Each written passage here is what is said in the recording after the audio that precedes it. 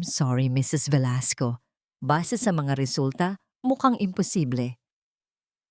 Ang mga salitang iyon ng doktor ay parang matatalim na bubog na tumusok sa pandinig ni Liwayway. Huminto ang mundo.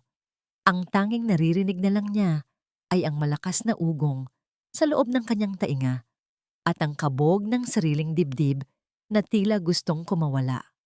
Napahawak siya sa kanyang tiyan. Walang laman. Isang kasinungalingan. Iyon ang sinasabi ng siyensya. Napatingin siya sa kanyang tabi, kay Aldrin.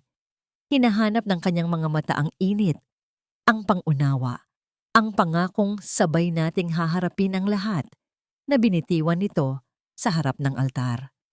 Ngunit ang sumalubong sa kanya ay isang pader ng pagkalamig. Ang asawa niyang laging nakangiti ay nakatingin lang sa mesa.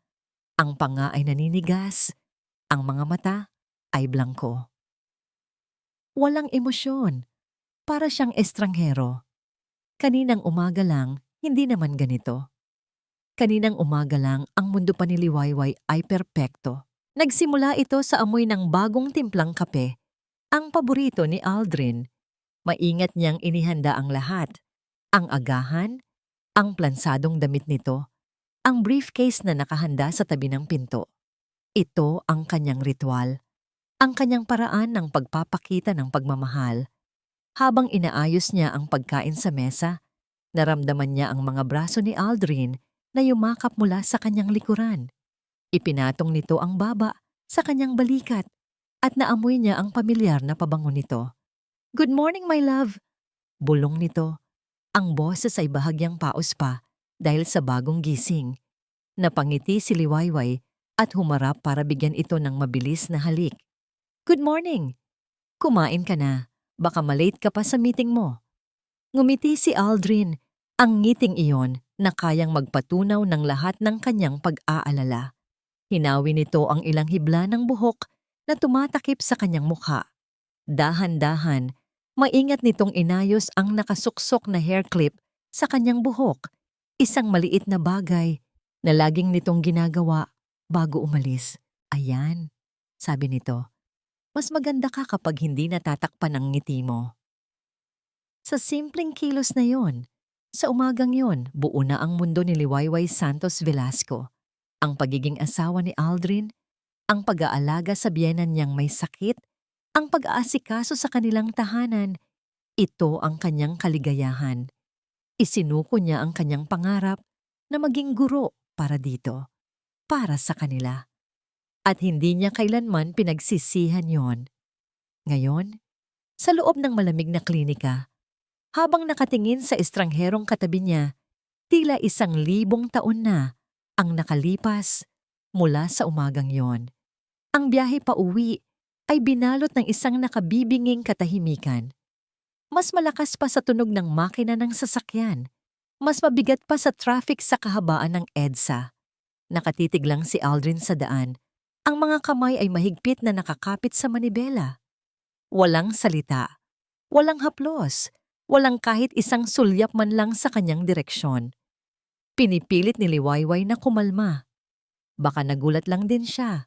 Naisip niya, baka kailangan lang din niya ng oras para tanggapin ang lahat. Oo, iyon lang siguro. Mamaya, pag-uwi nila sa bahay, yayakapin siya nito at sasabihing, "Okay lang, mahal ko, gagawa tayo ng paraan." Umaasa siya. Pilit na kumakapit sa pag-asang yon. Ngunit pagdating nila sa bahay, agad na dumiretso si Aldrin sa kanilang silid. Sumunod si Liwayway. Ang puso ay puno ng takot. Naabutan niya itong nagbibihis, tinatanggal ang kanyang office suit at nagpapalit ng pambahay na damit. Walang imik. "Aldrin," tawag niya. Ang boses ay nanginginig. "Mag-usap tayo." Hindi ito lumingon. Nagpatuloy lang ito sa pagbibihis. Lumapit si Liwayway. Dahan-dahan niyang hinawakan ang braso nito. Isang desperadong pagsubok na muling maramdaman ang koneksyon na nawala sa pagitan nila. Ilang oras lang ang nakalipas. Pero marahas na binawi ni Aldrin ang kanyang braso.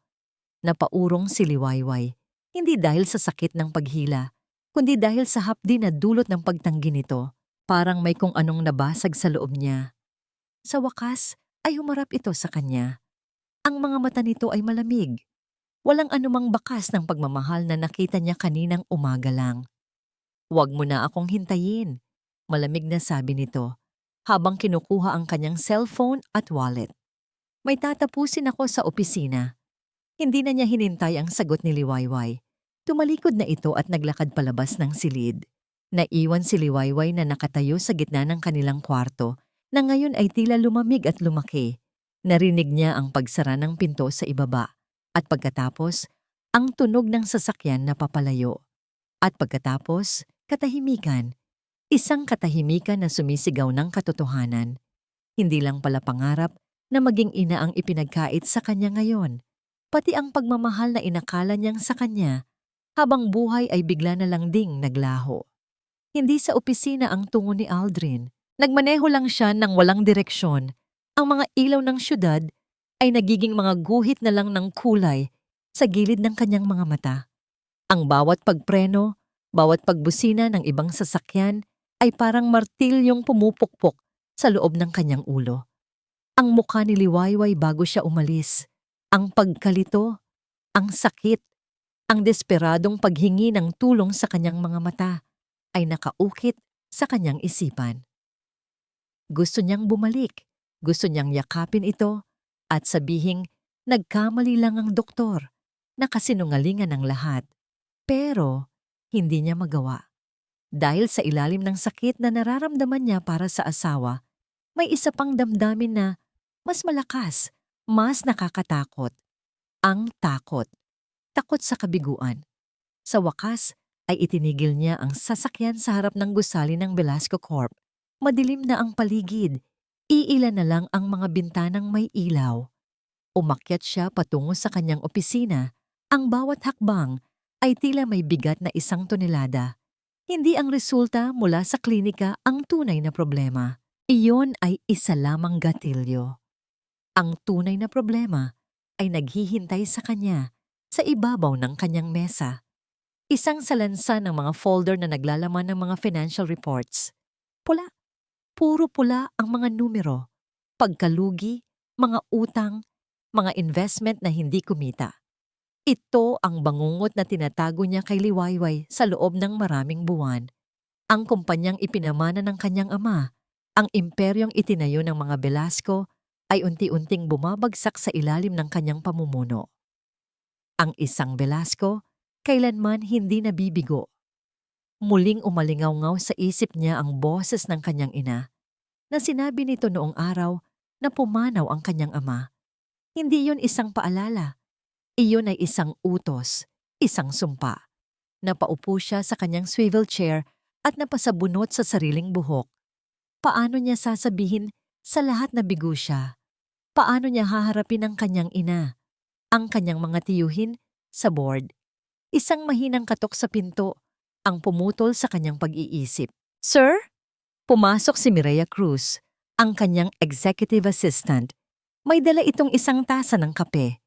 Professional ang kanyang ayos, nakasuot ng simpleng itim na blouse at pencil skirt, pero may kung anong talino at kalkulasyon sa kanyang mga mata na laging napapansin ni Aldrin. "Nakita ko pong umilaw ang opisina ninyo, sir.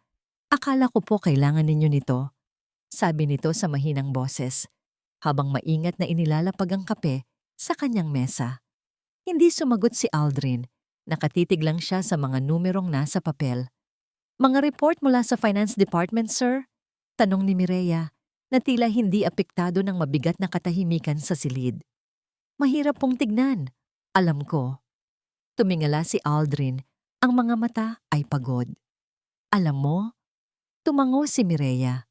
"Alam ko rin po na may pag-asa pa, sir. May isang paraan."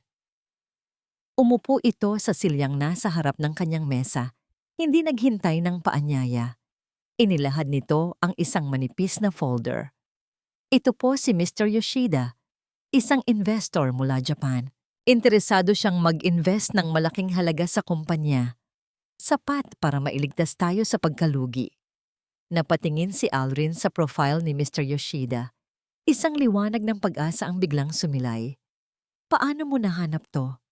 May mga koneksyon po ako, sir. Simpleng sagot ni Mireya. Pero may isang kondisyon si Mr. Yoshida. Siya ay isang taong makaluma, tradisyonal. Naniniwala siya na ang pundasyon ng isang matagumpay na negosyo ay ang isang matatag at kumpletong pamilya. Nawala ang nangiti sa mga labi ni Aldrin. Anong ibig mong sabihin? Sumandal si Mireya. Ang boses ay naging mas malumanay. Tila isang kaibigang nagbibigay ng payo. Sir, ang isang pinuno ay kailangang gumawa ng mahihirap na desisyon para sa ikabubuti ng lahat. Minsan, kailangang magsakripisyo ng isang bagay para maisalba ang mas mahalaga. Tinitigan siya ni Aldrin, biglang nauunawaan ang tinutukoy nito. Ang resulta ng pagsusuri kanina. Si Liwayway. Hindi ko magagawa yan, mabilis niyang sagot. Pero ang boses niya ay walang kapanatagan. Hindi po ba mas masakit kung hahayaan ninyong mawala ang lahat ng pinaghirapan ng ama ninyo dahil lang sa isang sitwasyong wala namang solusyon? Ganti ni Mireya. Bawat salita ay tila isang patak ng lason na dahan-dahang kumakalat sa kanyang isipan. Si Liwayway. Asawa ko siya. Isang asawang hindi maibibigay sa inyo ang pinakamahalagang kailangan ng isang Velasco. Diretsahang sabi ni Mireya. Isang tagapagmana. Sir Aldrin, hindi ito tungkol sa pagmamahal lang. Ito ay tungkol sa legasya, sa responsibilidad.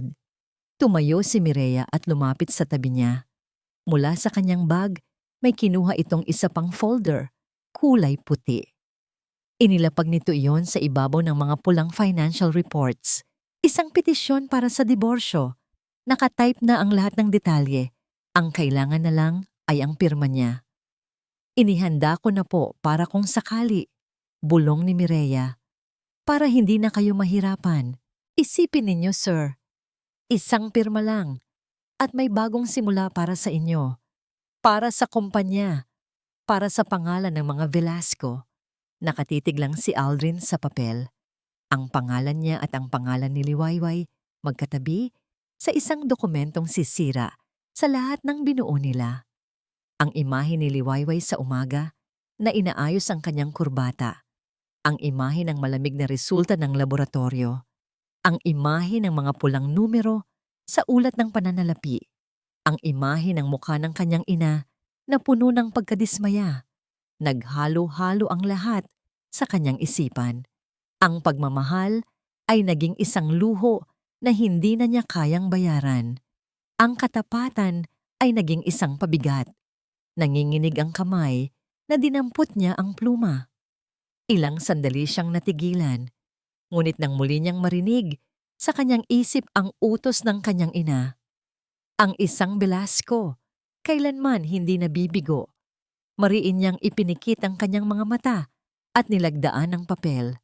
Isang pirma, isang hatol. Umuwi siya sa bahay na wala ng emosyon. Isang sundalong sumusunod na lang sa utos. Naabutan niya si Liwayway na naghihintay sa sala. Ang mga mata ay namumugto. Ang pag-asa sa mukha nito nang makita siyang dumating ay agad na napalitan ng takot nang makita ang hawak niyang folder. Hindi na siya nagsalita pa. Inilapag niya ang mga papel sa lamesitang nasa kanilang pagitan. Isang harang, isang pader. Pirmahan mo na lang, sabi niya. Ang boses ay walang kabuhay-buhay. Para matapos na to.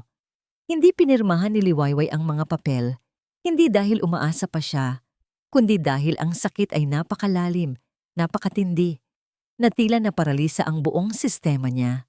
Ang tanging nagawa niya ay titigan ang pirma ni Aldrin, ang pamilyar na kurbang iyon na dati nagpapakilig sa kanya sa mga love letter. Ngayon ay tila isang sundang na tumatarak sa kanyang puso. Kinabukasan, ang katahimikan ay naging isang sigaw. Ano pang ginagawa ng babaeng yan dito? Ang boses ng kanyang biyenan, si Doña Elvira, ay umalingaw-ngaw sa buong kabahayan. Bagamat may sakit, ang lakas ng tinig nito ay hindi nabawasan. Nakatayo ito sa tuktok ng hagdanan, suportado ng isang yaya Ang muka ay kulubot sa galit. Bumaba si Aldrin mula sa kanilang silid, bihis na para sa opisina. Hindi man lang ito lumingon kay Liwayway na nakatayo sa gitna ng sala, na tila isang multo sa sarili niyang pamamahay. "Ma, kalma lang po," sabi ni Aldrin, pero ang tono niya ay walang anumang pag-aalala. "Paano ako kakalma?" Sigaw ni Doña Elvira. Ang nanginginig na daliri ay nakaturo kay Liwayway. "Isang babaeng walang silbi. Pinalayas mo ang suwerte sa pamamahay na to. Hindi ka na nga makapagbigay ng apo. Sinisira mo pa ang kinabukasan ng anak ko." Ang bawat salita ay isang sampal. Mas masakit pa sa pisikal na pananakit. Ang babaeng ito, na inalagaan niya na parang sarili niyang ina. Pinapaliguan, pinapakain, pinupuyatan. Kapag masama ang pakiramdam, ay siya na ngayong humuhusga sa kanya. "Ma, aalis na rin po siya," sabi lang ni Aldrin, na tila nag-uulat lang ng panahon. Biglang pumasok ang dalawang kapatid na babae ni Aldrin kasama ang kani-kanilang asawa. Mga kamag-anak na dati yumayakap sa kanya tuwing may pagtitipon, ngayon ay nakatingin sa kanya na may halong awa at pagkutya. Parang isang palabas. At siya ang sentro ng kahihiyan. Hindi na niya kaya. Tumalikod siya at tahimik na umakyat patungo sa silid na dati para sa kanila ni Aldrin. Kinuha niya ang kanyang lumang maleta mula sa ilalim ng kama. Nagsimula siyang mag-impake, ang mga kamay ay nanginginig. Ang mga damit na binili ni Aldrin para sa kanya. Ang mga librong paborito niya. Ang isang maliit na music box na regalo nito noong unang anibersaryo nila. Bawat bagay ay isang alaala. Bawat alaala ay isang patalim. Biglang bumukas ang pinto. "Huwag mong isama ang mga alahas na bigay ng pamilya ko," utos ni Doña Elvira na pumasok sa silid. Sa isang iglap, kinuha nito ang kanyang jewelry box sa ibabaw ng tokador at binuksan ito.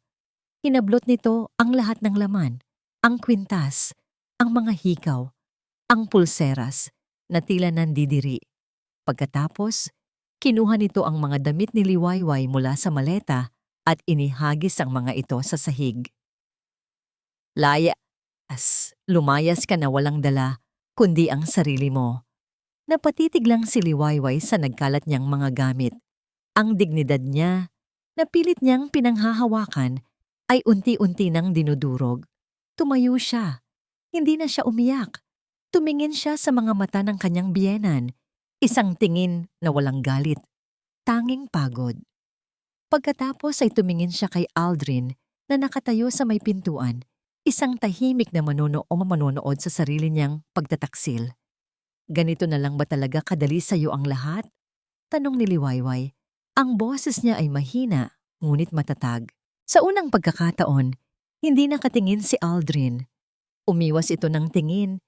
Tila hindi kayang salubungin ang sakit na dulot ng kanyang mga aksyon. At sa sandaling iyon, naintindihan ni Liwayway ang lahat. Hindi ito katapangan. Ito ay kaduwagan. Isinara niya ang kanyang maleta. Kahit iilan na lang ang laman, hindi na niya kailangan ang mga bagay na yon. Hindi na niya kailangan ang nakaraang iyon. Habang hinihila niya ang kanyang maleta palabas ng silid, palabas ng bahay na minsan niyang tinawag na tahanan, isang figura ang nahagip ng kanyang mga mata sa may gate. Si Mireya. Nakatayo ito sa di kalayuan, nagkukunwaring may kausap sa cellphone. Ngunit nang magtama ang kanilang mga mata, isang napakaliit, halos hindi mahahalata, na ngiti ang sumilay sa mga labi ni Mireya. Isang ngiti ng tagumpay. Parang malamig na tubig na ibinuhos sa kanya ang realisasyon. Ngayon, mas naging malinaw ang lahat. Hindi na siya lumingon pa. Naglakad siya palayo. Bawat hakbang ay palayo sa kanyang nakaraan.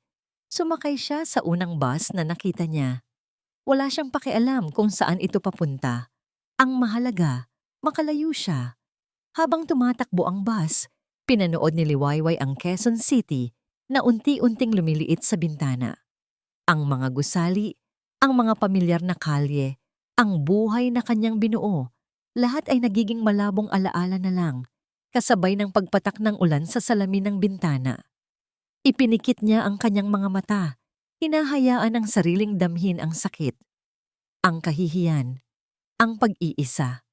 Inilagay niya ang isang kamay sa kanyang tiyan, isang nakasanayang kilos, isang paalala ng kanyang kasalanan. Ngunit sa gitna ng pag-alog ng bus at ng walang katapusang pagpatak ng ulan, isang kakaibang pakiramdam ang biglang dumaloy sa kanyang katawan, isang alon ng pagkahilo, isang biglaang pagsusuka. Inakala niyang dahil lang ito sa stress, sa pagod, sa gutom. Pero sa ilalim ng lahat ng iyon, sa isang sulok ng kanyang pagkatao na hindi pa tuluyang namamatay, isang napakaliit, napaka-imposibleng tanong ang nagsimulang mabuo sa kanyang isipan. Isang tanong na nagbigay sa kanya, hindi ng sagot, kundi ng isang hibla ng pag-asa na hindi niya maintindihan kung saan nagmumula. Ang Palawan ay isang ibang mundo. Pagbaba ni Liwayway sa bus sa Puerto Princesa, ang unang bumungad sa kanya ay hindi ang ingay at usok ng syudad, kundi ang malinis na hangin na may halong amoy ng ngalat at ng mga bulaklak. Dito, tila mas mabagal ang takbo ng oras, mas malinaw ang sikat ng araw. Nakuha niya ang trabaho sa isang maliit na community project sa isang baybaying barangay. Ang gawain niya, ayusin at ikatalogo ang mga libro sa isang munting aklatan para sa mga bata sa lugar. Isang simpleng trabaho, pero sapat na para bigyan siya ng dahilan para bumangon sa umaga. Sa mga unang linggo, para siyang isang makina. Gigising, magtatrabaho, kakain, matutulog. Ang isip niya ay blangko, ang puso niya ay manhid.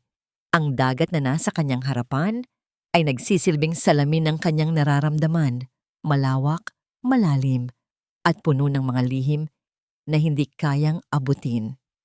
Isang hapon, habang bitbit ang isang salansan ng mga lumang libro pabalik sa estante, muli siyang nakaramdam ng pagkahilo.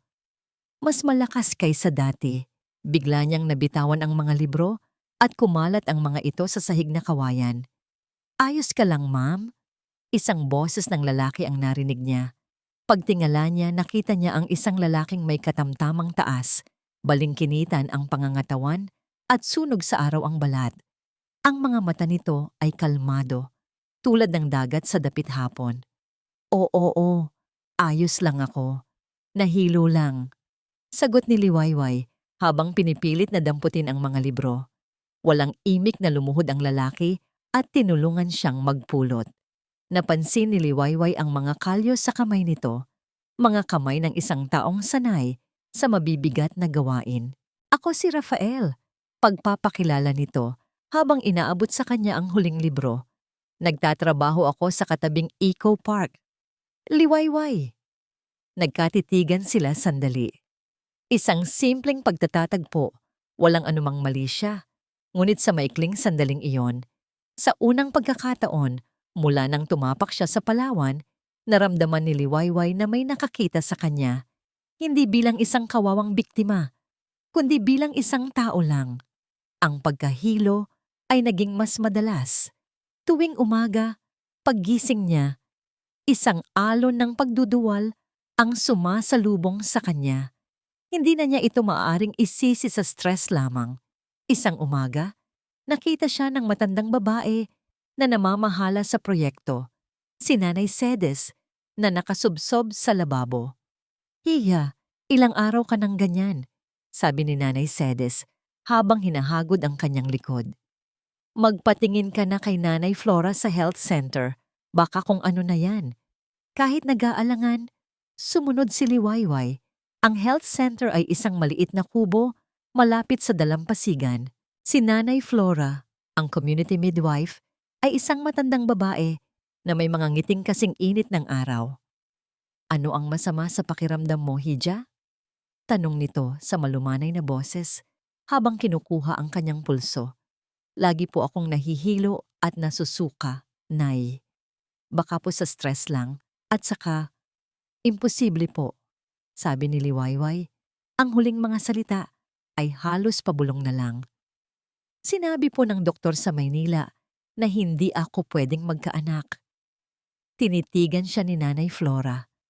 Ang mga mata nito ay puno ng karunungan ng mahabang panahon. Ngumiti ito.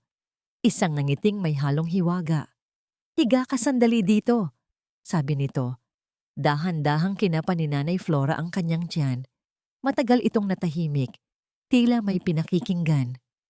Pagkatapos, tumingin ito kay Liwayway at ang nangiti nito ay mas lumawak. "Hindi ka may sakit, Hija," sabi nito sa isang tonong masayang-masaya. "Buntis ka." Huminto ang pag-ikot ng mundo ni Liwayway. "Ano po?" "Buntis ka," ulit ni Nanay Flora na may diin sa bawat salita. Hinawakan nito ang kamay ni Liwayway at inilagay sa ibabaw ng kanyang tiyan. "Makinig kang mabuti at hindi lang isa." Muli itong nangumiti. Dalawa sila. Parang bombang sumabog sa loob niya ang mga salitang yon. Ang ugong sa kanyang tainga ay bumalik. Pero ngayon, hindi ito ugong ng sakit, kundi ugong ng isang himala. Dalawa, hindi lang isa. Biglang bumuhos ang mga luha mula sa kanyang mga mata. Mga luhang matagal na niyang kinimkim. Luha ng sakit, ng galit, ng pagtataka. At ngayon, ng isang kaligayahang hindi niya akalain na mararamdaman pa niya. Isang kasinungalingan. Lahat ng sinabi sa kanya sa Maynila ay isang malaking kasinungalingan. Matapos ang pagbisita sa health center, naglakad si Liwayway patungo sa dalampasigan. Umupo siya sa buhanginan, hinayaan ng mga alon, na dahan-dahang humaplos sa kanyang mga paa. Inilagay niya ang kanyang mga kamay sa kanyang tiyan. Totoo. Totoo ito. May buhay sa loob niya. Dalawang maliliit na buhay. Ang biyayang ipinagkait sa kanya, ang biyayang naging dahilan ng pagkasira ng kanyang mundo, ay narito pala, naghihintay, lihim na lumalaki sa loob niya. Napatingin siya sa malawak na karagatan. Sa unang pagkakataon, hindi na niya nakikita ang sarili niyang kalungkutan dito. Ang nakikita na niya ngayon ay isang pangako. Isang bagong simula. Isang tunay na ngiti ang sumilay sa kanyang mga labi. Isang ngiti na umabot hanggang sa kanyang mga mata. "Hindi ako nag-iisa," bulong niya sa hangin. Sa gitna ng katahimikan at ng pag-asa, biglang nag-ring ang kanyang cellphone. Isang numerong hindi rehistrado mula sa Maynila. Nag-aalangan man, sinagot niya ito. "Hello, is this Miss Liwayway Santos?" Tanong ng isang formal na boses sa kabilang linya. "Yes, speaking." "Good afternoon. I'm Attorney Robles from the Legal Department of Velasco Corp. I'm just calling to inform you that your divorce petition with Mr. Aldrin Velasco has been finalized by the court today." Natahimik si Liwayway. "Miss Santos, are you still there?" Narinig niya ang alon na humahampas sa dalampasigan. Naramdaman niya ang sikat ng araw sa kanyang balat. At sa ilalim ng kanyang palad, naramdaman niya ang napakaliit na pag-asa para sa hinaharap. "Yes," sagot niya. Ang boses ay kalmado at buo. "Thank you for the information." Ibinaba niya ang tawag. Malaya na siya. At hindi siya nag-iisa. Ang araw ng kasal ni Mireya ay perpekto, tulad ng isang eksena mula sa pelikula.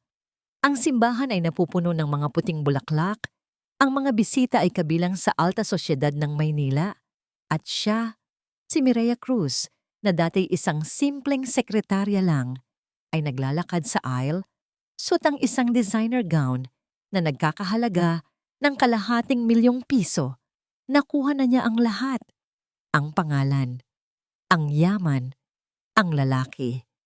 Habang papalapit siya sa altar, nakita niya si Aldrin na naghihintay. Gwapo ito sa suot nitong barong Tagalog, pero may kung anong kulang sa mga mata nito. Walang kislap, walang pananabik. Ito ang unang lamat sa kanyang perpektong araw. Nang isuot ni Aldrin ang singsing sa kanyang daliri, ang mga kamay nito ay bahagyang nanginginig at malamig. Ang halik nito sa kanyang mga labi ay mabilis at walang init. Sa harap ng daan-daang bisita, Sila ang larawan ng isang perpektong mag-asawa, ngunit alam ni Mireya ang totoo. Isa itong transaksyon. Pinalitan niya ang isang baog na asawa at bilang kapalit, isinalba niya ang isang bumabagsak na kumpanya.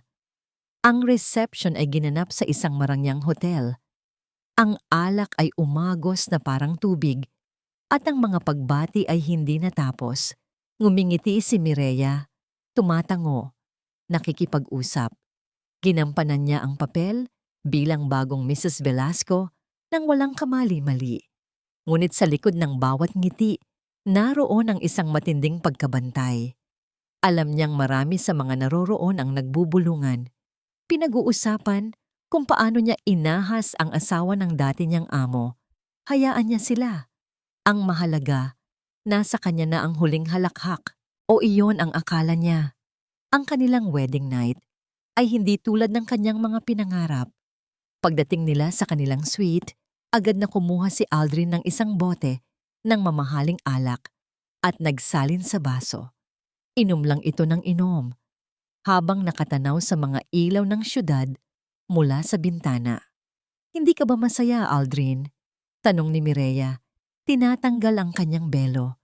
Tumingin ito sa kanya at sa isang saglit, nakita ni Mireya ang isang bagay sa mga mata nito na hindi niya pa nakikita dati. Panghihinayang. "Pagod lang ako," sagot nito at muling uminom. Gabi na nang matulog sila. Lasing na si Aldrin. Habang mahimbing itong natutulog sa kanyang tabi, sa kanilang kama bilang mag-asawa, narinig ni Mireya ang isang salitang bumabasag sa katahimikan ng gabi. Isang pabulong na salita, isang pangalan. Liway. Para siyang sinampal.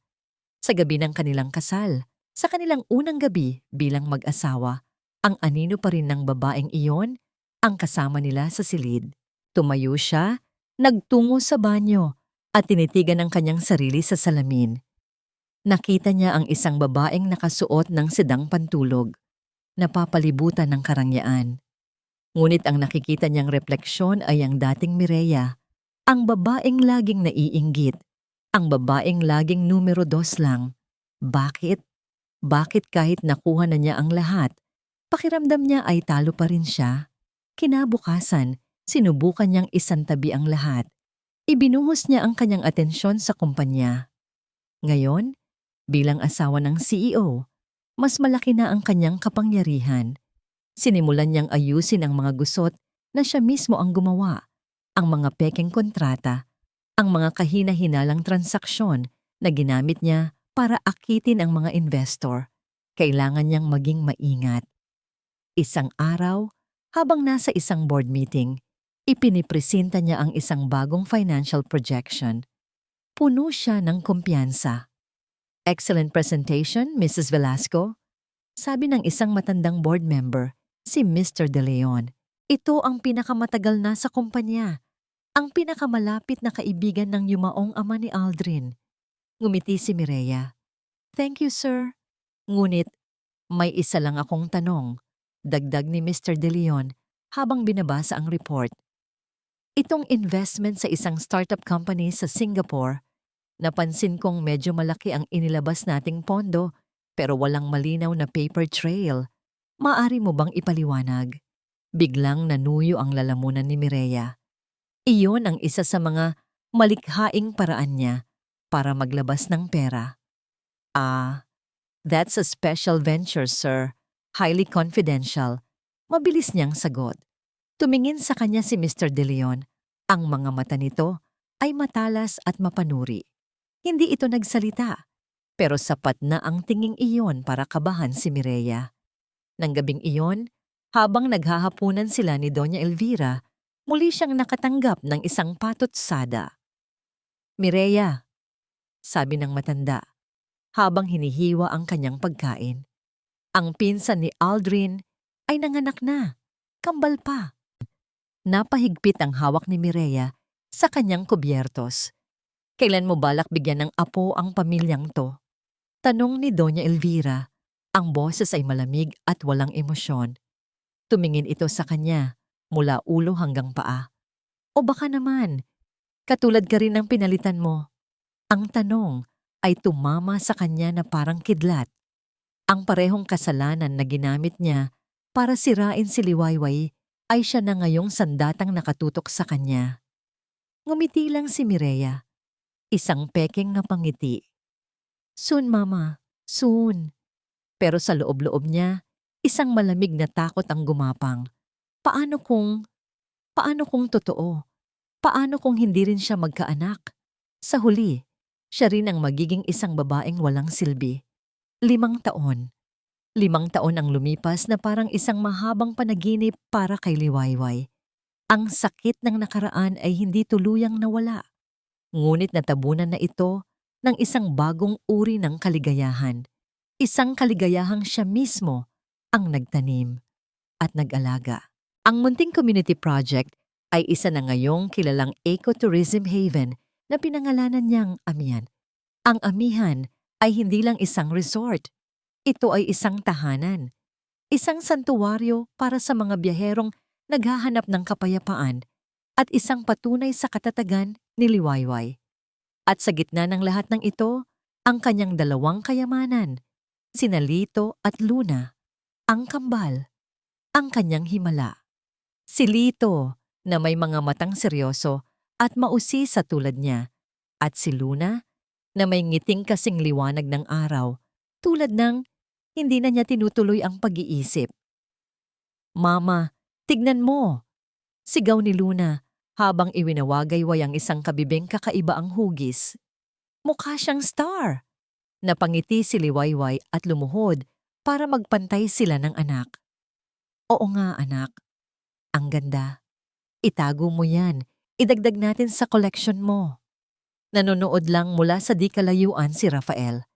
Sa loob ng 5 taon, naging sandalan siya ni Liwayway. Isang tahimik na presensya na laging nariyan. Hindi nagtatanong tungkol sa nakaraan. Tanging nakatuon sa kasalukuyan. Ang pagtingin niya sa mag-iina ay puno ng paggalang at isang pagmamahal na hindi nanghihimasok. Isang gabi, habang tulog na ang mga bata, ipinakita ni Liwayway kay Rafael ang isang email sa kanyang laptop. Inimbitahan ako, sabi niya. May halong pag-aalinlangan sa kanyang boses. Isang Business Sustainability Conference sa Makati, Maynila.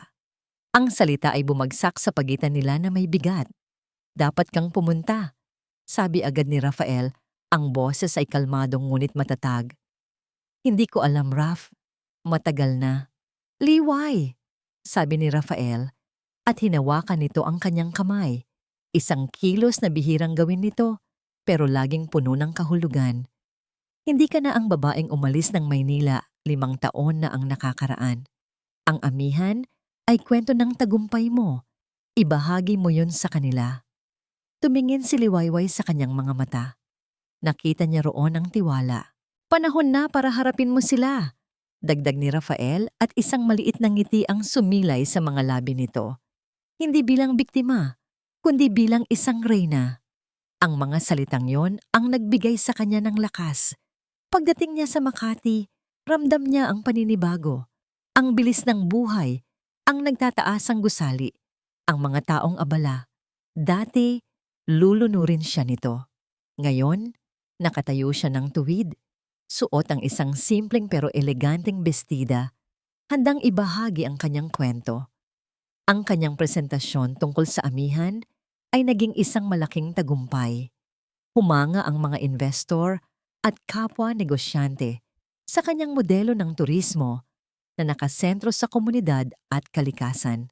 Pagkatapos ng kanyang talumpati, marami ang lumapit sa kanya para bumati.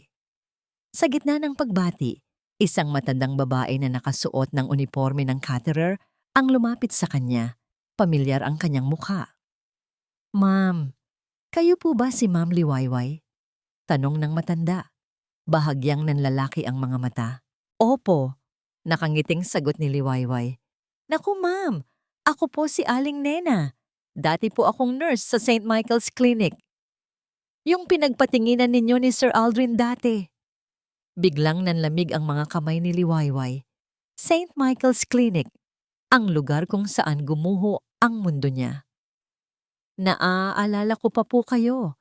Masayang sabi ni Aling Nena na tila walang kamalay-malay sa epekto ng kanyang mga sinasabi. Kayo po yung pasyente ni Dr. Gomez na pinilit niyang baguhin ang resulta, di ba?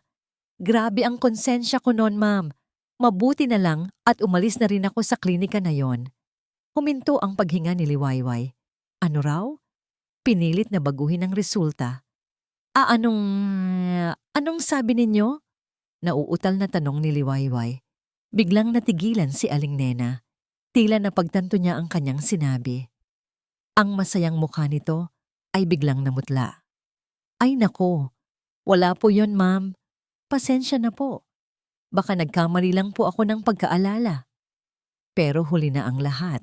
Ang gulat sa mukha ni Liwayway ay sapat ng kumpirmasyon. Sino si Dr. Gomez? Tanong ni Liwayway. Ang boses ay mariin. Naku, ma'am. Kailangan ko na pong bumalik sa trabaho ko. Palusot ni Aling Nena. Mabilis itong tumalikod at halos takbuhin ang pag-alis na wala sa dami ng mga tao. Naiwan si Liwayway na nakatayo sa gitna ng magarbong bulwagan, ngunit hindi na niya naririnig ang ingay. Ang tanging umuulit-ulit sa kanyang isipan ay ang mga salitang iyon. Pinilit na baguhin ang resulta, isang pangalan, Dr. Gomez. Pagbalik sa kanyang silid sa hotel, nanginginig pa rin ang buong katawan ni Liwayway. Ang pangalang Dr. Gomez ay parang isang matinis na tunog na hindi maalis sa kanyang isipan. Agad niyang tinawagan si Rafael sa pamamagitan ng video call. Nang makita ni Rafael ang itsura niya, ang pamumutla, ang gulat sa kanyang mga mata, agad itong nag-alala. Liway? Anong nangyari? Ayos ka lang ba? Huminga ng malalim si Liwayway bago ikinuwento ang lahat, bawat detalye ng pag-uusap nila ni Aling Nena. Sa kabilang linya, nakikinig lang si Rafael. Ang kalmadong mukha nito ay unti-unting napalitan ng seryosong ekspresyon. Hindi ito nagsalita hanggang sa matapos si Liwayway. Kailangan nating malaman kung sino ang doktor na yan, sabi ni Rafael. Ang boses ay determinado. May kakilala akong pwedeng tumulong dyan sa Maynila. Isang private investigator. Magtitiwala ka ba sa akin? Walang pag-aalinlangang tumango si Liwayway. Oo. Sige. Ibigay mo sa akin lahat ng detalye na naaalala mo tungkol sa klinika. Pangalan, address, petsa, kahit ano. Utos ni Rafael. Huwag kang mag-alala, Liway. Malalaman natin ang totoo. Pagkatapos ng tawag, hindi mapakali si Liwayway. Naglakad-lakad siya sa loob ng kwarto. Pilit na inaalala ang nakaraan. Naalala niya ang mukha ng doktor. Isang lalaking nasa mid-50s, may manipis na bigote at mga matang tila laging may itinatago. At pagkatapos, isang imahe ang biglang sumulpot sa kanyang alaala. Malinaw na parang kahapon lang nangyari. Ang araw na umalis siya sa bahay. Ang anino ni Mireya sa may gate. Ang nangiti nito ng tagumpay. Bigla siyang napahinto. Isang malamig, nakakatakot na hinala ang nagsimulang gumapang sa kanyang puso. Posible kaya? Posible kayang ang lahat ng ito ay isang plano? Kinabukasan, tumawag si Rafael. Liway, may nakuha na ako, sabi nito. Ang boses ay mababa at seryoso. Ang buong pangalan ng doktor ay Antonio Gomez. At ayon sa paunang investigasyon, may connection siya kay Mireya Cruz. Napahawak si Liwayway sa pader para suportahan ang sarili. Anong koneksyon? Huminto sandali si Rafael bago sumagot, na tila nag-iingat sa sasabihin. Liway, si Dr. Antonio Gomez, tiyo siya ni Mireya Cruz, bagsak. Parang isang malaking piraso ng yelo ang bumagsak sa kanyang sikmura. Ang hinala ay naging isang sigaw. Ang mga piraso ng palaisipan ay nagkabit-kabit. Ang pagbabago ni Aldrin, ang pagdating ni Mireya, ang pekeng resulta, ang pagpilit sa kanya na umalis. Lahat ay isang malaking kasinungalingan. Isang masalimuot at malupit na sabwatan. Isang butil ng luha ang pumatak mula sa kanyang mata. Ngunit hindi ito luha ng kalungkutan. Ito ay luha ng galit. Nasa gitna ng isang napakatensyonadong board meeting, si Aldrin. Ang mga numero sa projector screen ay muling kulay pula. Ang solusyon na dala ni Mireya 5 taon na, ang nakakaraan ay isa lang palang panandaliang lunas. Ngayon, ang kumpanya ay muling nalulubog sa utang. Mas malala pa kaysa dati. Mr. Velasco, can you explain why this investment in a Singaporean startup advised by your wife has no paper trail and has resulted in a 100% loss? Muling nagtanong si Mr. De Leon. Ang matandang board member na ito ang naging tinik sa lalamunan ni Aldrin sa loob ng maraming taon. Laging nagtatanong, laging nagdududa. It was a high-risk venture, Mr. De Leon. Sometimes they don't pay off, sagot ni Aldrin, pilit na pinapakita ang kumpiyansa na matagal nang nawala sa kanya. Or perhaps, there was no venture to begin with? Ganti ni Mr. De Leon, ang mga mata ay nakatitig sa kanya. Natapos ang meeting na walang malinaw na solusyon. Habang naglalakad pabalik sa kanyang opisina, naramdaman ni Aldrin ang titig ng kanyang mga empleyado. Mga titig ng pag-aalala, ng kawalan ng tiwala. Gabi na nang umuwi siya. Naabutan niya si Mireya sa kanilang home office, abala sa harap ng laptop nito. Nang marinig siya nitong pumasok, mabilis nitong isinara ang laptop na tila may tinatago. Isang kilos na napansin ni Aldrin. Kamusta ang meeting? Tanong ni Mireya. Ngumingiti, pero hindi abot sa kanyang mga mata. Ganoon pa rin, sagot ni Aldrin. Umupo sa sopa at tinanggal ang kanyang kurbata. Tinanong na naman ni Mr. De Leon ang tungkol sa Singapore investment. Nakita niyang bahagyang naniga si Mireya. That old man needs to retire.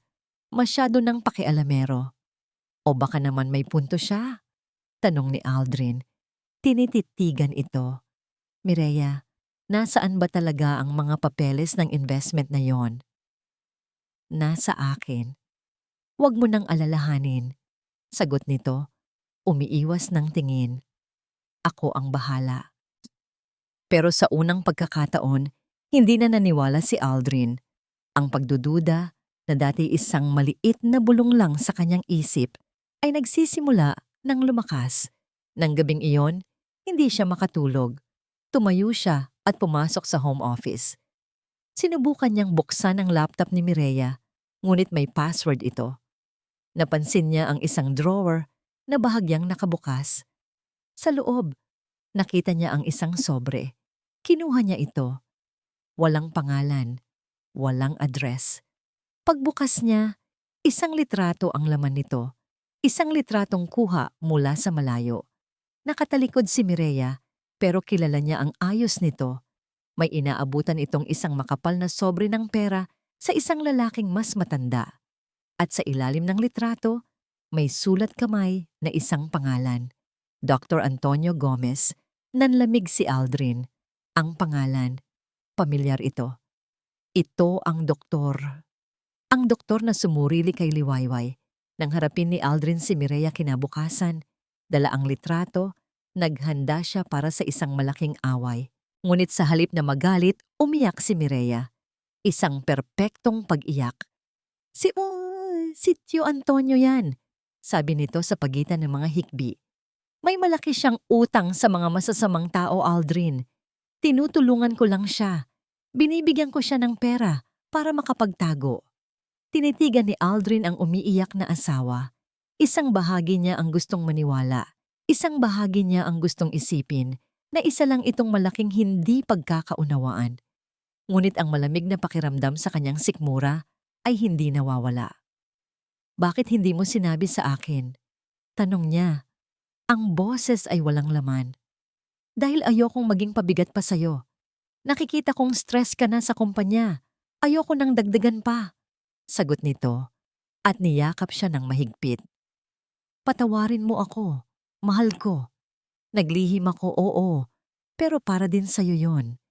Hinayaan lang ni Aldrin na yakapin siya nito. Ngunit sa unang pagkakataon sa loob ng 5 taon, Wala na siyang naramdamang kahit ano.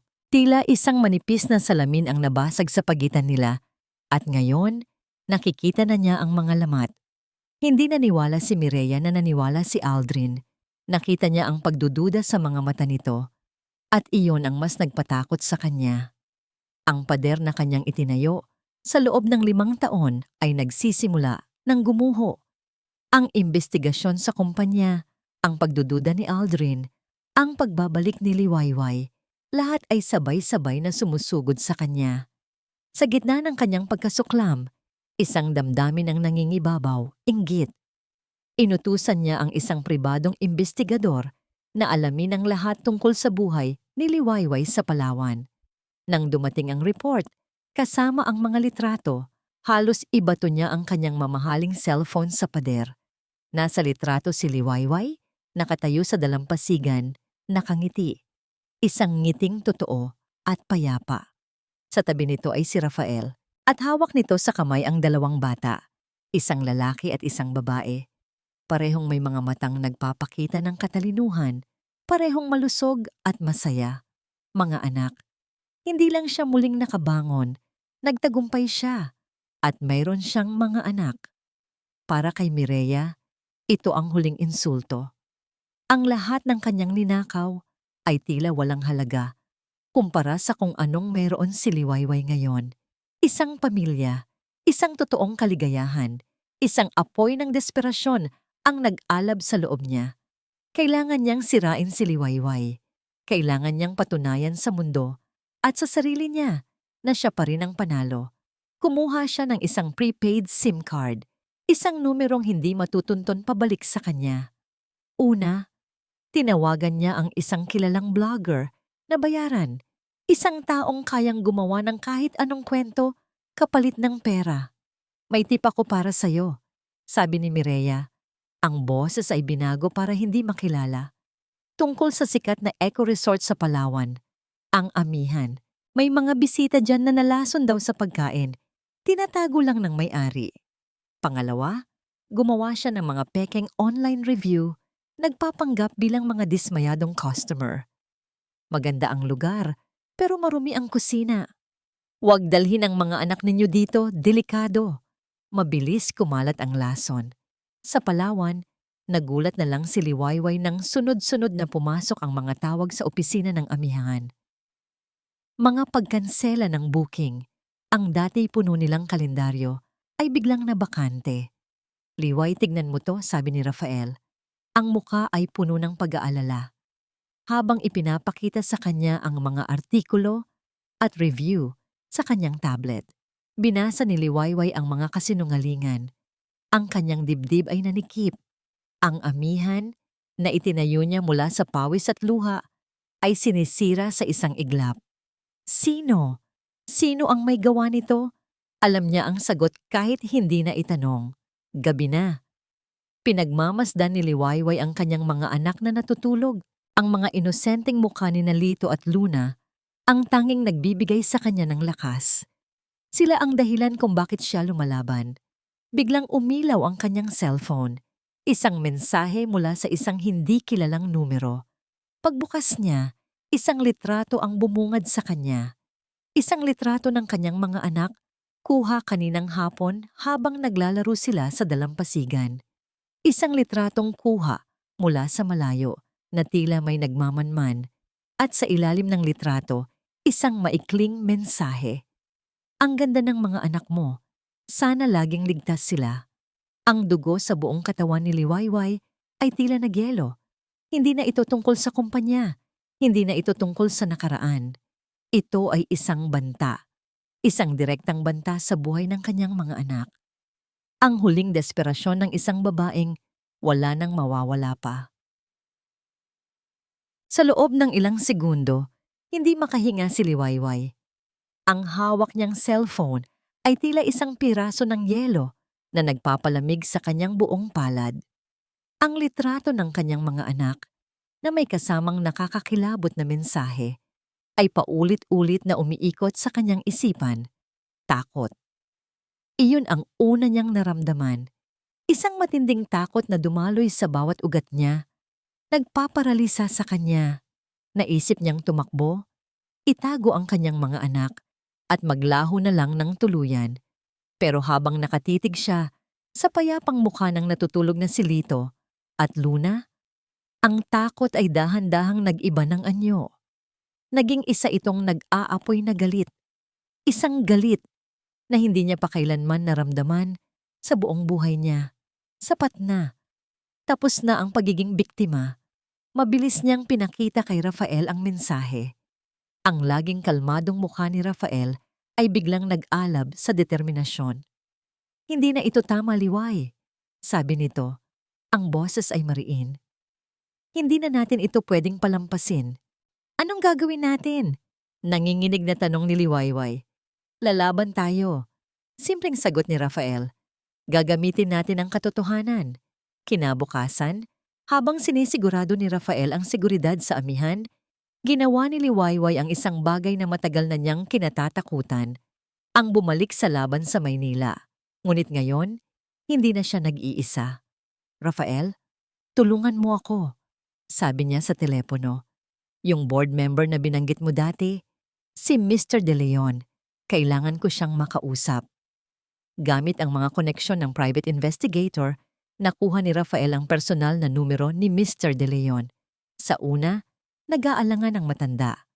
Ngunit nang sabihin ni Liwayway ang pangalan ng kanyang ama, si G. Ricardo Santos, ang iginagalang na propesor, biglang nagbago ang tono nito. Anak ka ni Ricardo?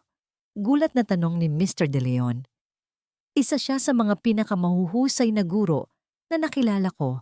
Malaki ang utang na loob ko sa kanya. Sir, may kinalaman po ito sa kanya, sabi ni Liwayway. May kinalaman ito sa hustisya para sa isang bagay na ginawa sa anak niya. Nagkasundo silang magkita sa isang pribadong lugar. Doon, isinalaysay ni Liwayway ang lahat. Ang pekeng resulta ng laboratorio, ang pagtataboy sa kanya, ang sabuatan ni Mireya at Dr. Gomez, at ang pinakahuli, ang banta sa kanyang mga anak. Ipinakita niya ang testimonya na nakuha ng investigator mula kay Aling Nena, ang dating nurse. Habang nagsasalita si Liwayway, nakikinig lang si Mr. De Leon. Ang kanyang mukha ay nagpapakita ng pagkabigla na dahan-dahang naging galit. Ang mga hinala niya tungkol kay Mireya sa loob ng maraming taon ay nagkakaroon na ng kumpirmasyon. Ang walang hiyang babaeng yon, bulong ni Mr. De Leon. Sisiguraduhin kong pagbabayaran niya ang lahat ng ito. Ang litrato ni Dr. Gomez at Mireya ay hindi na maalis sa isip ni Aldrin. Ang bawat kasinungalingan ni Mireya, ang bawat pag-iwas niya ng tingin, ay nagiging mas malinaw.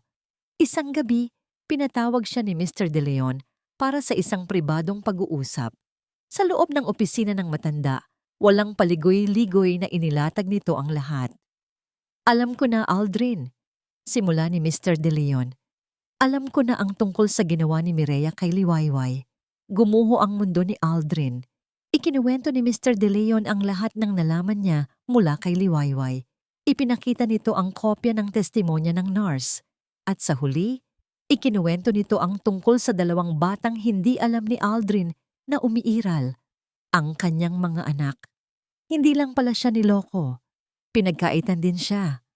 Anak siya ng mentor ko, Aldrin, sabi ni Mr. De Leon. Ang boses ay puno ng bigat. Hindi ko hahayaang manalo ang kasamaan sa kwentong ito.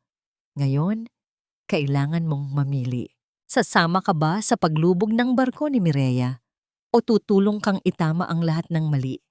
Umuwi si Aldrin ng gabing iyon na parang kaluluwang nawawala sa sariling bahay. Tinitigan niya si Mireya habang naghahanda ito para sa isang social event. Tumatawa habang may kausap sa telepono, walang kamalay-malay sa bombang malapit ng sumabog. Nakita niya ito hindi bilang kanyang asawa, kundi bilang isang halimaw na sumira sa lahat. Kinabukasan, bumalik siya kay Mr. De Leon. Anong kailangan kong gawin? Tanong niya. Ang boses ay pagod, ngunit desidido. Nagplano sila. Gaganapin ang isang emergency board meeting. Gagamitin ni Mr. De Leon ang kanyang kapangyarihan bilang senior board member para ipatawag ito. At doon, Sa harap ng lahat, ilalabas nila ang lahat ng katotohanan. Ilang araw, bago ang nakatakdang pulong, nakatanggap si Mireya ng isang opisyal na memo. Isang emergency board meeting. Ang agenda? Review of corporate governance and financial irregularities. Naramdaman niya ang panganib. Sinubukan niyang kausapin ang mga board member na kakampi niya, ngunit lahat sila ay tila umiiwas. Sinubukan niyang tanungin si Aldrin, pero ang tanging sagot nito ay, "Dumalo ka na lang." Sa araw ng pulong, pumasok si Mireya sa conference room na may pilit na kumpiyansa. Inayos niya ang kanyang mamahaling damit at umupo sa tabi ng upuan ni Aldrin. Ngunit bago pa man magsimula ang pulong, bumukas ang pinto ng conference room. Pumasok si Mr. De Leon at sa likod niya, payapa at matatag, ay isang babaeng hindi inaasahan ni Mireya na makikita sa lugar na yon. Nakatayo roon si Liwayway. Ang mga mata ay nakatitig ng diretso sa kanya, walang bakas ng takot. At sa sandaling iyon, alam ni Mireya na tapos na ang laro. Ang hangin sa loob ng boardroom ay mabigat at halos hindi mahinga. Lahat ng mga miyembro ng board ay naroroon. Ang kanilang mga mukha ay nagpapahiwatig ng pagkalito at pag-aalala. Ang pagdating ni Liwayway ay isang sorpresa na nag-iwan ng isang malaking tandang pananong sa isipan ng lahat. Si Mireya na kanina'y puno ng kumpiyansa ay ngayon nakaupo ng tuwid na tuwid. Ang kanyang mga kamay ay mahigpit na magkahawak sa ilalim ng mesa. Ang kanyang mga mata ay nagpapalipat-lipat mula kay Liwayway na payapang nakaupo sa tabi ni Mr. De Leon patungo kay Aldrin na nakatitig lang sa kawalan. "Salamat sa inyong pagdalo." Simula ni Mr. De Leon, ang kanyang boses ay umalingaw-ngaw sa katahimikan. "Ipinatawag ko ang pulong na ito dahil sa mga seryosong bagay na nangangailangan ng agarang pansin. Mga bagay na may kinalaman hindi lang sa pera ng kumpanyang ito, kundi sa mismong kaluluwa at integridad nito." Sinimulan ni Mr. De Leon ang paglalahad.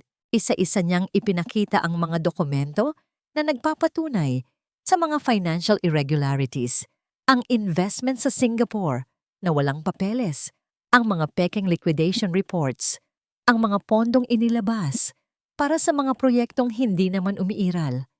Lahat ay may bakas ng pirma at approval ni Mireya Velasco. "Ito ay pagnanakaw, plain and simple," mariing sabi ni Mr. De Leon. "That's a lie!" Sigaw ni Mireya, biglang napatayo. Ang kanyang mukha ay namumula sa galit at pagtanggi. "Pawang mga paratang lang yan na walang basihan. Sinisiraan ninyo ako." "Talaga ba, Mrs. Velasco?" Kalmadong tanong ni Mr. De Leon. Tumingin siya sa pinto. Kung gayon, marahil ay may maipapaliwanag ang taong ito. Bumukas ang pinto at pumasok ang isang lalaking payat. Gusot ang damit at halatang ninenerbiyos, si Dr. Antonio Gomez. Napatigil si Mireya. Ang lahat ng kulay ay nawala sa kanyang mukha. "Dr. Gomez," sabi ni Mr. De Leon, "maaari mo bang sabihin sa amin ang totoong nangyari 5 taon na ang nakakaraan?" Sa una, nag-atubili ang doktor. Ngunit sa ilalim ng matatalim na titig ng lahat at sa takot sa posibleng kasong kriminal, nagsimula siyang magsalita. Inamin niya ang lahat. Ang pagpalsipika sa resulta ng laboratorio ni Liwayway kapalit ng malaking halaga ng pera mula kay Mireya para ipambayad sa kanyang mga utang sa sugal. "Kasalanan ko po, pero pinilit niya lang ako," sabi ni Dr. Gomez, nanginginig habang nakaturo kay Mireya. "Sinungaling!" Sigaw ni Mireya. Ang boses ay nagiging desperado. "Wala kang pruweba." "Kung ganoon," muling nagsalita si Mr. De Leon. Inilabas niya ang isang maliit na audio recorder at pinindot ang play. Ang boses ni Aling Nena, ang dating nurse, ang pumuno sa silid. Malinaw nitong isinalaysay kung paano siya inutusan ni Dr. Gomez na itapon ang orihinal na resulta at palitan ng pekeng dokumento. Ang testimonya ay detalyado at hindi maikakaila. Gumuho ang mundo ni Mireya. Tumingin siya kay Aldrin, naghahanap ng tulong ng kahit anong suporta. Ngunit si Aldrin ay dahan-dahang tumayo. Hindi ito tumingin sa kanya. Sa halip, humarap ito sa board, sa lahat ng taong naroroon. Ako ang may kasalanan, sabi ni Aldrin. Ang boses ay basag at puno ng pagsisisi. Lahat ng ito, kasalanan ko. Nagbulag-bulagan ako sa katotohanan dahil sa takot at pride. Hinayaan kong mangyari ang lahat ng ito. At sa wakas, tumingin siya kay Liwayway. Ang kanilang mga mata ay nagtagpo sa gitna ng silid. Sa mga mata ni Aldrin, nakita ni Liwayway ang lahat.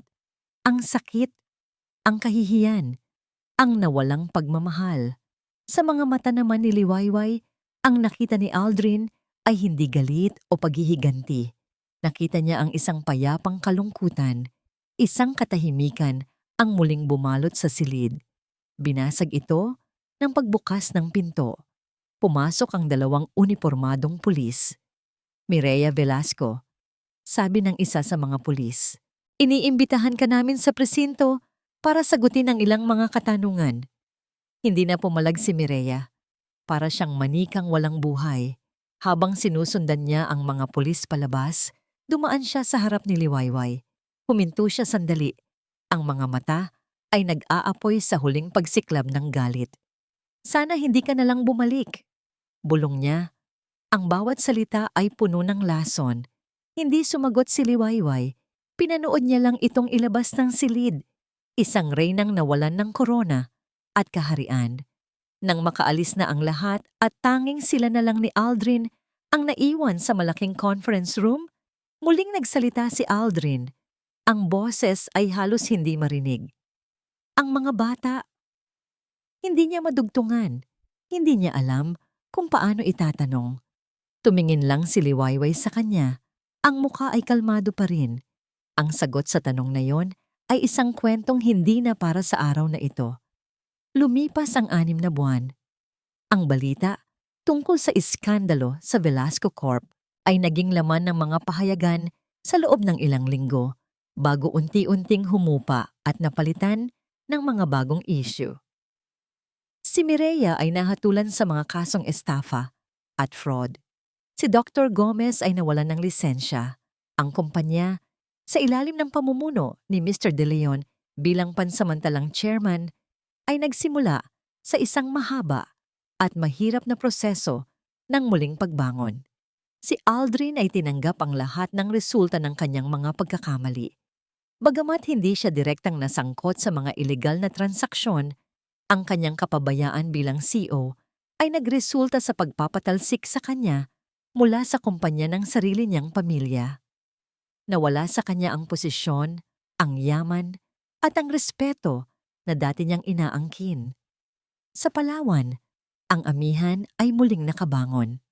Dahil sa paglabas ng katotohanan, bumalik ang tiwala ng publiko. Ang kwento ng katatagan ni Liwayway ay naging inspirasyon at mas dumami pa ang mga taong gustong maranasan ng kapayapaan sa kanyang santuwaryo. Isang hapon, habang naglalaro sina Lito at Luna sa dalampasigan, isang pamilyar na anino ang natanaw ni Liwayway mula sa malayo. Nakatayo ito malapit sa mga puno ng niyog, tila nag-aalangang lumapit. Mas payat, mas mukhang pagod. Ang dating kumpiyansa sa tindig ay napalitan ng isang malalim na kapakumbabaan. Si Aldrin, hindi niya kailangang magtanong kung paano nito nalaman. Sa puso niya, alam niyang darating ang araw na ito. Lumapit siya. Hindi siya galit. Hindi rin siya masaya. Tanging isang payapang pagtanggap. Aldrin, bati niya. Liway, sagot nito. Ang boses ay bahagyang paos. Ang ganda ng lugar na to. Salamat. Isang mahabang katahimikan ang namagitan sa kanila. Puno ng mga salitang hindi na kailangang bigkasin. Ang mga mata ni Aldrin ay nakatuon sa dalawang bata na masayang naghahabulan malapit sa tubig. Sila ba? Tanong nito. Ang boses ay nanginginig. Tumango si Liwayway. Isang luha ang pumatak mula sa mata ni Aldrin. Isang luhang hindi na niya sinubukang itago. Patawarin mo ako, Liway. Sa lahat. Walang araw na hindi ko pinagsisihan ng lahat. Tumingin si Liwayway sa malayo, sa papalubog na araw. Ang langit ay nag-aagaw sa kulay kahel at lila. Matagal na kitang pinatawad, Aldrin. Tumingin ito sa kanya, may pag-asang sumilay sa mga mata. Pero hindi ibig sabihin noon ay kailangan nating bumalik sa dati. Malinaw na sabi ni Liwayway. Pinatawad kita, hindi para sa'yo, kundi para sa sarili ko.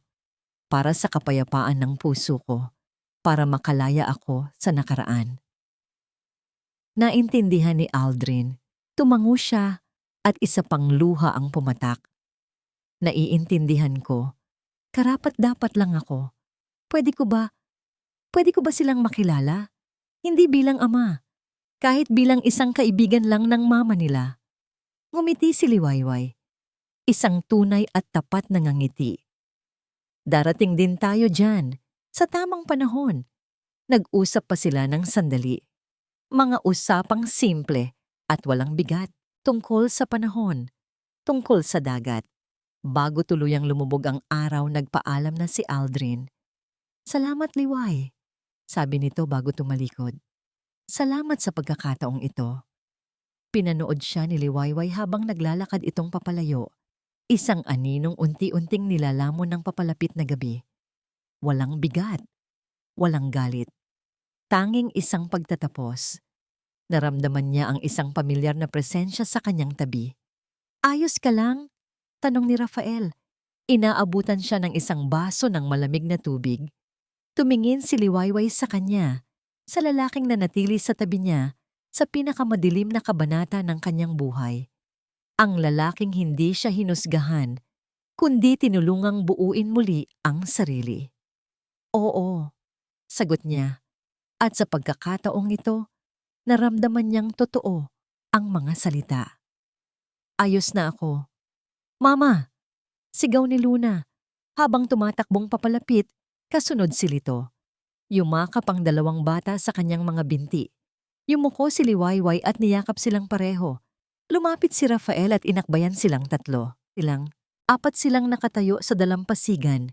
Isang pamilyang binuo hindi ng dugo, kundi ng pagpili, ng paghilom, at ng pagmamahal na walang hinihinging kapalit.